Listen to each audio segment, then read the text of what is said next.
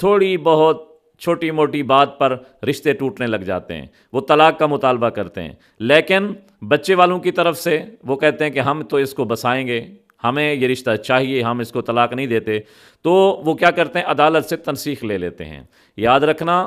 عدالتی تنسیخ سے نکاح شرعاً ختم نہیں ہوتا،